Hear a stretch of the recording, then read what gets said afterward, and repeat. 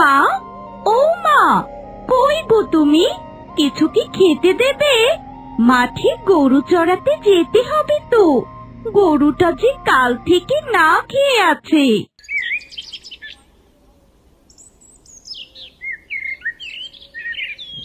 এ কি বলছিস?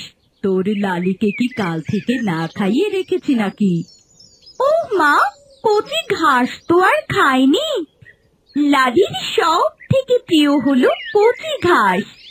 বুঝেছি বুঝেছি, এখন যা তো, যা লালিকে মাঠে দিয়ে আয়, আমি খাবার দিচ্ছি। এখনই দাও না, এখনই তো খেতে পেয়েছে। এখন হবে না, আগে যা বলছি। আর শোন, মাথাটা ঢেকে যাস, বুঝলি? প্রভু যে কেন তোকে এই একটা দিক দিয়ে সবার থেকে আলাদা বানালো কে জানে। দুঃখ করো না তো মা, দেখবে একদিন আমার সোনার চুল হবে। এর জন্যই তো আমি সবার থেকে আলাদা। এখন গেলাম গো।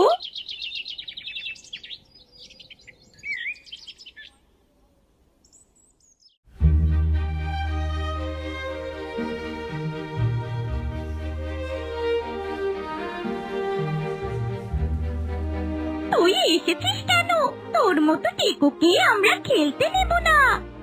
হ্যাঁ হ্যাঁ, ঠিক বলেছিস। এই চল চল তো সবাই। আমাকে টেকু বলবি না তো, আমি সবার থেকে আলাদা।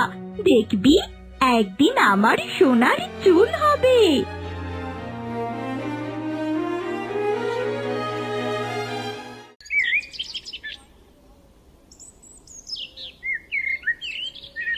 আহারে, কি সুন্দর একটা প্রজাপতি, সোনার মতো চকচক করছে।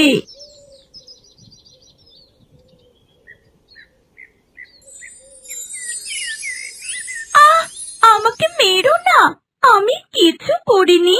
আমি আর কখনোই এই জঙ্গলে আসবো না। আমাকে ক্ষমা করে দাও। তুমি ভয় পাচ্ছ কেন? ভয় পেও না, আমি তোমার কোনো ক্ষতি করব না। তুমি তো আমার উপকার করেছো। উপকার? কি উপকার করেছি? এই যে তুমি আমাকে অভিশাপ থেকে মুক্ত করে বাঁচিয়েছো। কিন্তু আমি কিভাবে তোমাকে অভিশাপ থেকে মুক্ত করলাম? আমি তো একটা প্রজাপতিকে বাঁচিয়েছি। ওই প্রজাপতিটাই আমি ছিলাম। কয়েক বছর আগে আমি একটা অন্যায় করার কারণে আমাদের রানী আমাকে অভিশাপ দিয়ে জাদু বলে প্রজাপতি বানিয়ে দিয়েছিল। কিন্তু আমি ছিলাম তার খুবই আদরের। তাই দয়া করে আমাকে অভিশাপ থেকে মুক্ত হওয়ার উপায়ও বলে দেয়। বলেছিল আমি কোনোদিন কোনো বিপদে পড়লে, দুঃখী এবং ভালো মনের কেউ আমাকে বাঁচানোর চেষ্টা করলে আমি আগের রূপ ফিরে পাবো। এখন বলো, তুমি কেন দুঃখী? কই না তো, আমার কোনো দুঃখ নেই। আমি কিন্তু পড়ি, আমি কিন্তু সব জানি। আমি চাই না আমার দুঃখ কেউ জানুক, কেউ দেখুক।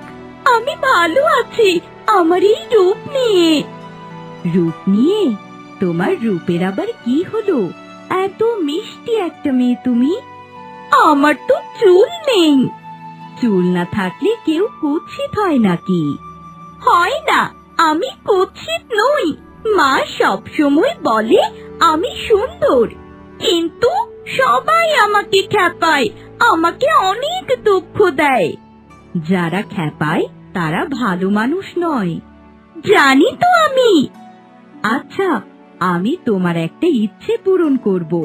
বলো তো, তুমি কি চাও? তুমি সত্যি আমার একটা ইচ্ছে পূরণ করবে? হ্যাঁ, করব তো। যদি আমার উপায় থাকতো তাহলে তোমার 10টা ইচ্ছে পূরণ করতাম আমি। কেন? কারণ তুমি খুব ভালো। এবার চট করে বলো দেখি, কি চাইবো? কি চাইবো? আরেকটা লালি চাইবো? না না, মায়ের জন্য কিছু চাইবো, যেন মায়ের কষ্ট না থাকে। কিন্তু মায়ের তো সব কষ্ট আমাকে নিয়ে। কি বিড়বিড় করছো? চাও চাও, সোনা দানা হীরা জহরত সব পাবে। না না, আমার এসব কিছুই চাই না। আমার আমার চুল চাই, মাথা ভর্তি লম্বা লম্বা চুল চাই আমার। বেশ, তাই হবে। আমি তোমাকে খুশি হয়ে দিলাম সোনার চুল।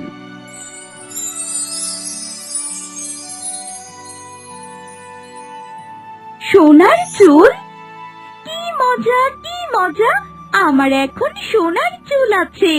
পরি, তুমি খুব ভালো, খুব ভালো তুমি। এবার আমি যাই। কোথায় যাবে তুমি? আমাদের দেশে। আবার আসবে তো? আসবো, তোমার সাথে দেখা করার জন্য আমি আবার ফিরে আসবো।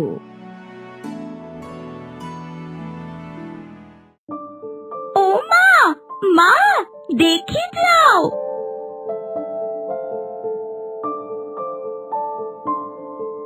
কি হলো কি? এত তাড়াতাড়ি চলে আসলি যে আজ? ক্ষুধা কি বেশি লেগেছে? আহা, রাখো তো তোমার খাওয়া দাওয়া। আজ আমার পেট ভরে গেছে খুশিতে। হে মা, তোর মাথায় কি চকচক করছে রে? এটা দেখাতেই তো ডাকলাম মা।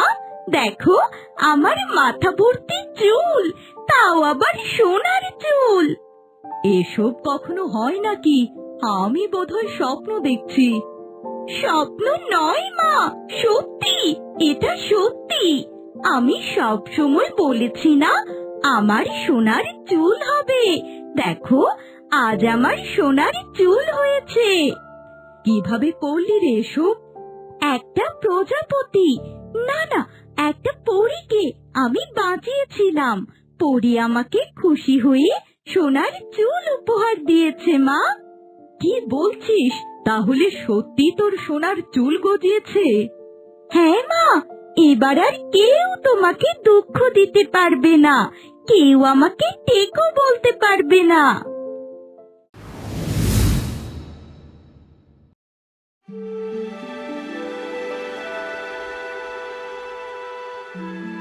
আহারে, এত সুন্দর চুল! কিন্তু মা, এটা কি সোনার চুলই থাকবে নাকি আবার বদলে যাবে? কে জানে মা, কিন্তু পরি যখন বলেছে নিশ্চয়ই এটা আসল সোনাই থাকবে।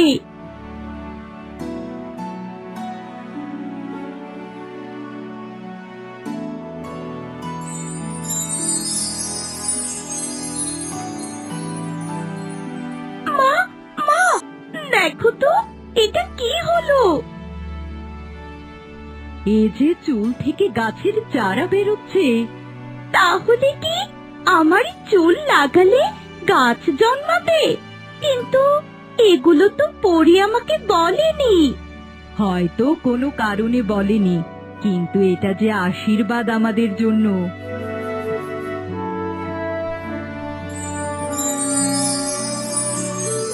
তার মানে তোর চুল চাষ করে সোনার ফসল ফলানো যাবে।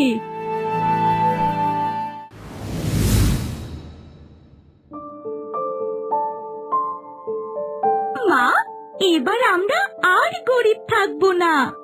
হ্যাঁ রে মা, এখন থেকে আমরা এই সোনার চুল কেটে বিক্রি করব। ঠিক বলেছ, কিন্তু একসাথে সব বিক্রি করব না, তাহলে তো আর গাছই থাকবে না। হ্যাঁ, আমরা অল্প অল্প করে নেব, তাহলে গাছও থাকবে আর আমাদেরও চলে যাবে।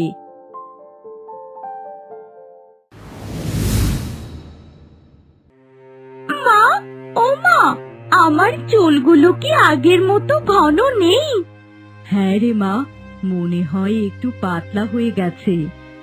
মা, যদি আমার সব চুল পড়ে যায়, তাহলে যদি আমি আবার আগের মতো হয়ে যাই? হায় রে, তাহলে তো আমাদের আর সোনা থাকবে না, আমরা আবার গরিব হয়ে যাব।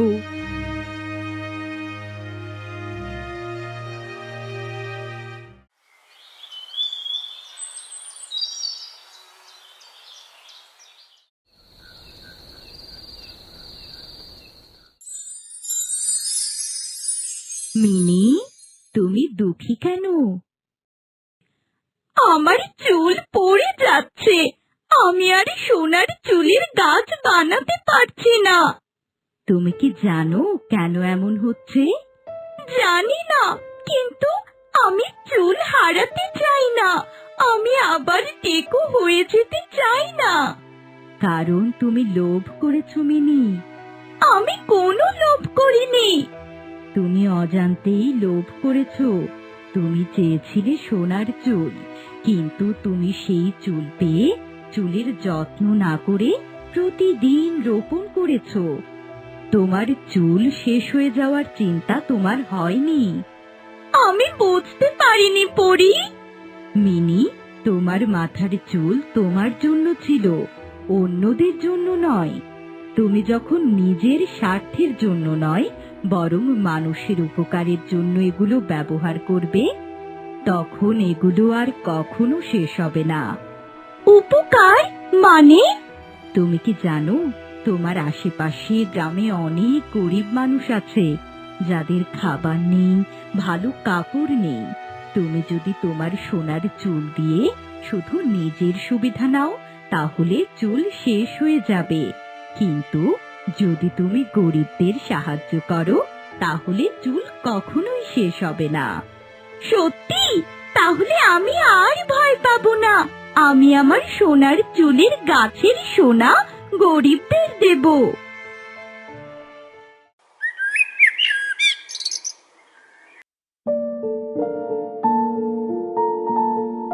মিনিমা, তুমি আমাদের আশীর্বাদ হয়ে এসেছো।